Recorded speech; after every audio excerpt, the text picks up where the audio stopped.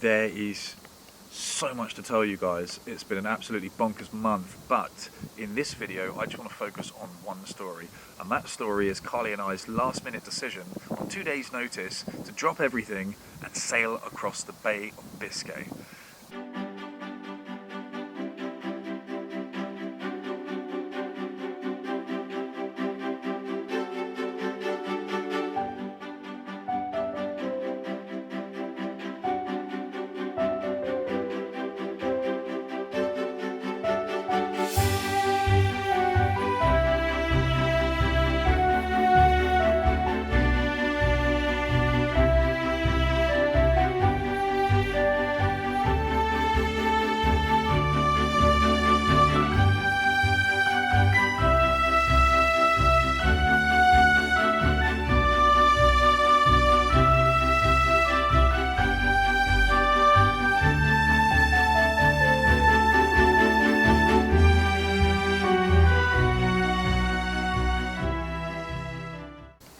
So in order to tell you this story, we're going to have to go back in time a couple of weeks to when Carly and I were celebrating hitting 5,000 subscribers.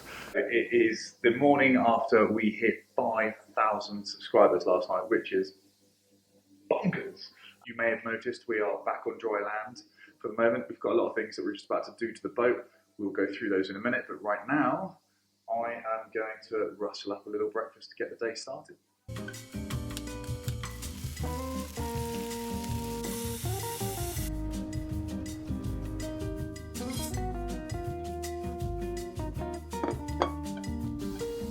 So 5,000 subscribers. Right, so Carly and I, we sat down eating our breakfast when the phone rings. Eddie's on the end of the phone and says to us, guys, what are you up to next week? Well, I don't know. What do you have in mind? So Eddie says, I need some crew. Can you guys help out? Sure. Where are you heading? From Falmouth to Gibraltar. Oh right, when are you planning on going? Tuesday. It is now Sunday, remember? Tuesday, as in 2 days' time. Eddie's like, yes. So Carly and I take a look at each other and we think, why not? This hopefully will get a few more sea miles under our belt that we missed out on. We obviously missed out on a huge amount of sailing this year due to one broken leg, and so we thought this could hopefully help clock some miles back up. Alright guys, we are in the car, we're in a rental car heading down towards Falmouth, and we are due to meet up with our illustrious leader, Capitano Edmundo, where we will head to Gibraltar. We're heading to Gibraltar. So tomorrow morning, bright and early, we're going to be up, and we're going to brave the Bay of Biscay at the end of October. Hopefully she's going to be kind to us. Anyway, just a quick update. We'll see you there.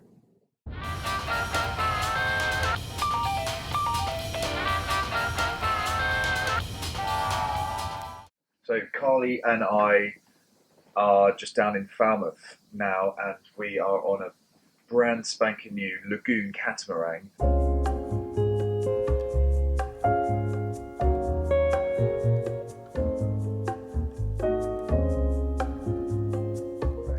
That we are due to sail down to Gibraltar. So as we mentioned previously, this whole trip's a bit of a curveball, but we are under the tutelage of two far more experienced sailors than us. So hopefully we can pick their brains, learn a little something along the way. The weather though is not looking amazing, I'm not going to lie. It's it's blowing and it's raining, it's pretty grey. This is definitely not going to be a pleasure cruise, but hopefully a learning experience. 24-hour forecast. Easterly 6 or 7, occasionally gale 8 in west. Very rough at first in far west, otherwise moderate or rough. Davis Head, including the Bristol Channel. There is a strong wind warning. 24-hour forecast.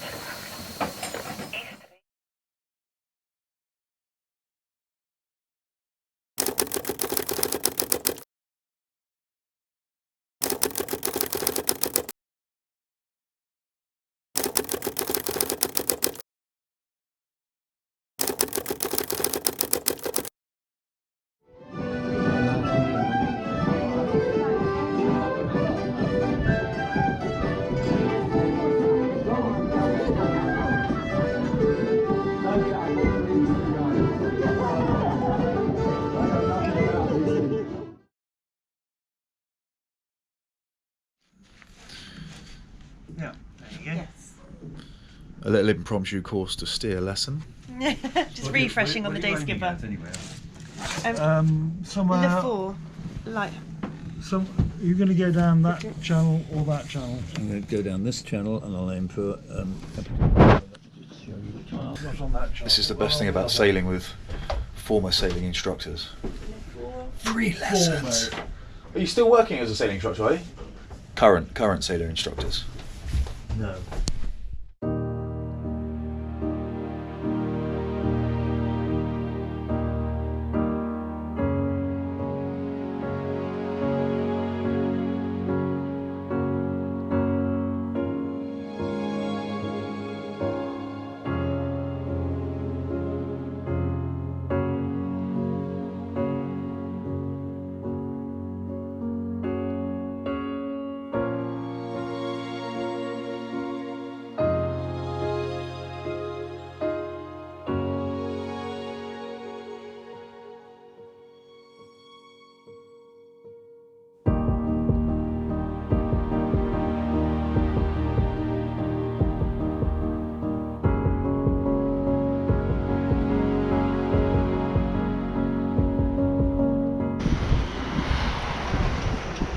I'm not 100% sure that we're seeing Falmouth in all its glory.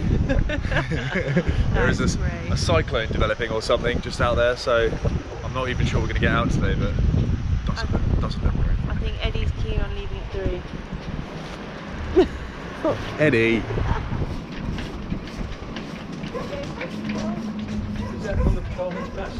We had to get the filming in, Eddie. No, it's not. Okay, oh sorry, I didn't really see. So did you have a good look? We had a little reach around, yeah. Oh, it's better everywhere. And we're off. We are indeed. It's going to be a bumpy ride.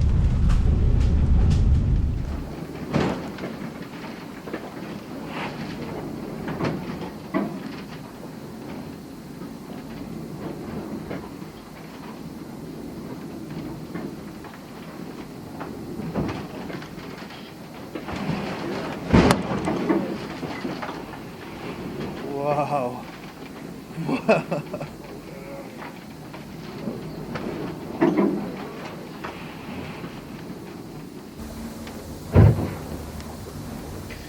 I'm just recording to see if you can pick this up on camera. The noise of the slams of this thing. When I close my eyes and try and sleep, which is almost impossible. When I close my eyes and try and sleep, I start dreaming that I'm in a World War II Lancaster bomber. I'm flying along because we're motor sailing, you see, so the engines are on. And it's like we're flying along and then all of a sudden like the German anti-aircraft cannons are going off when you hear like the nose pounding into the water. Or you drop for a while. Like Yeah. You fall down like you've just been hit. Yeah. Never take the forward bunk. I mean, we were given it.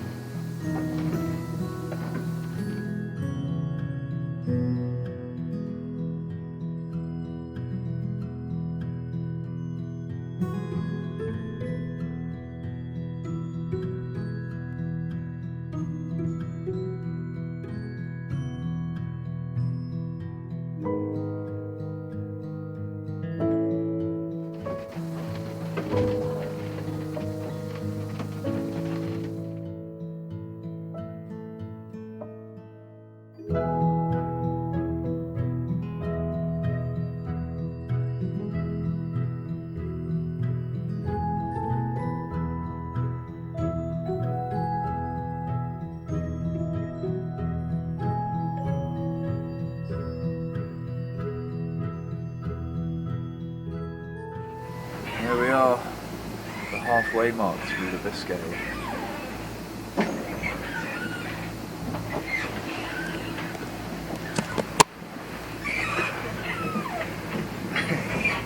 Morning. We can always edit so you don't look quite as green Thanks. as. So how are you finding the Bay of Biscay? Well, it's the first time I've seen it. I've been stuck in the cabin for the last 2 days. I'm doing good now with you. Yeah, I've got the trusty. This is now known as Mrs. Bouquet, keeping me company on the journey. But Carly is. This is the first time Carly's joined me on watch. Yeah. It's only taken 2 days, but it's been much less of a pleasure cruise than it has been an endurance test. For those of you that ever get the opportunity to sail across the Bay of Biscay at the beginning of November, in force 8, force 9 gales, beating straight into those gales, all I would say is just maybe give it a little bit of consideration. Maybe. Just, I'm not saying don't do it. Just think about it. We're not that tough.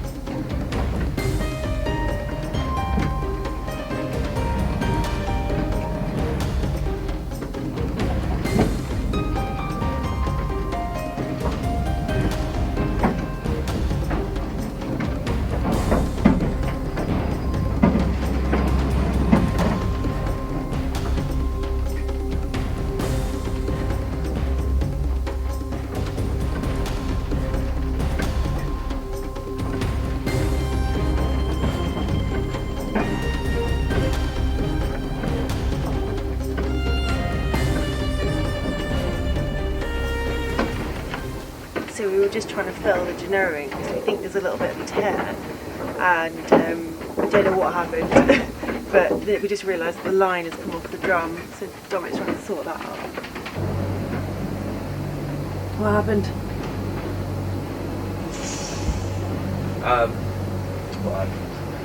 I woke up from my slumber and I looked outside to see the glorious sunshine, and feeling all chipper with that fact, I also noticed a little tear starting at the base of the sail, or what looked like a tear. So I went out to have a look, and it was indeed torn. So I just decided to come back and thought just furl the head sail in just a couple of turns to take the pressure off the developing tear. And I just, for some reason, I opened up all the jammers. I'm trying to furl it in, and it's just not moving, and the tension was building up. And then just had a brain fart, and I saw a jammer with Genoa on it, thinking, oh, I must have not unlocked that, but it wasn't the main halliard. Yeah, so the head sail. I'll get there. Yeah. Just woken up. So yeah, on top of that, I'd just woken up. So yeah, the head sail slipped down a little bit and came out of the trap. So I had all sorts of drama trying to get that back in the trap. It's a great way to start the day, though. You know, it's pumped like going to the gym.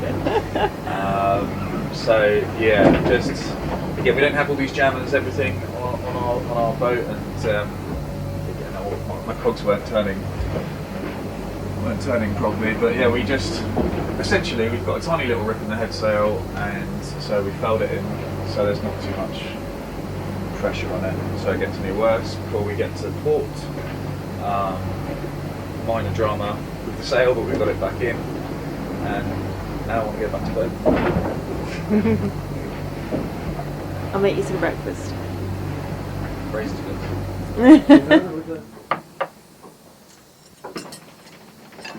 Amazing. Thank you. Now, by the time we got to the other side of the Bay of Biscay, into Spanish waters, we started to get phone reception again.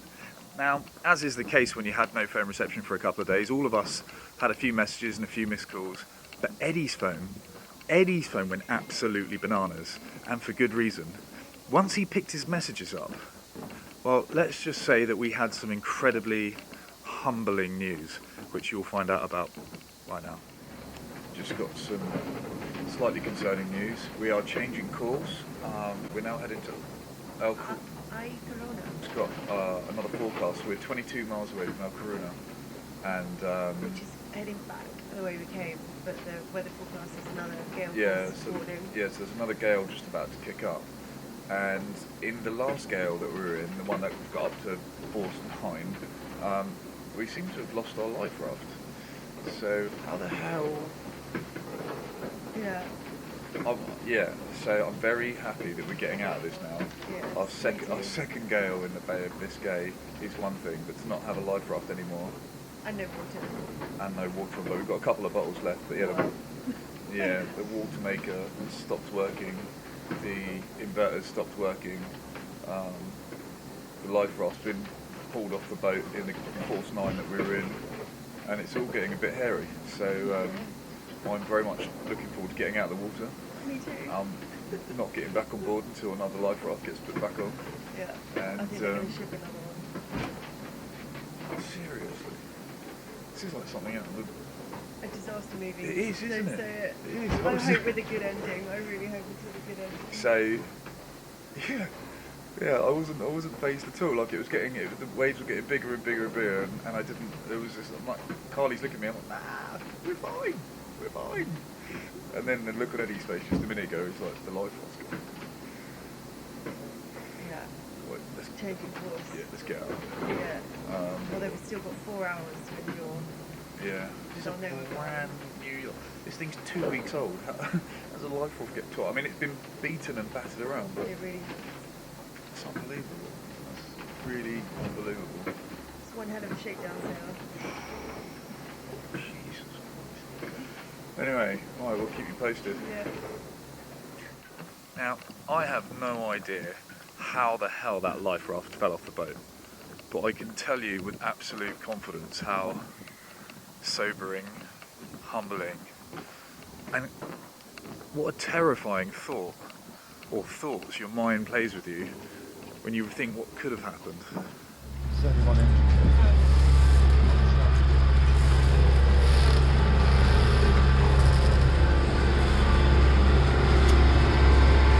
That's where the life raft used to be. So there we have it, the most humbling and sometimes scary sailing experience of our very short sailing careers so far. I'm sure it won't be the last. I'm no doubt that there'll be many more scary and humbling moments as a sailor. But a couple of the lessons that we've taken away from this trip so far is, first and foremost, when Carly and I embark on almost exactly the same trip across the Bay of Biscay next year, one of the things that we're really in agreement in is sitting down and waiting for brilliant weather windows. We're not going to be under any time constraints. We're not going to have any pressure forcing us to sail when we don't want to sail. So let's just say we definitely won't be willingly and knowingly setting sail straight into a gale. Second biggest takeaway from that is absolutely check and then double check your life raft where you expect it to be, and it is firmly secured to the boat before leaving. And that is the story of our most humbling sailing experience to date. See you next time.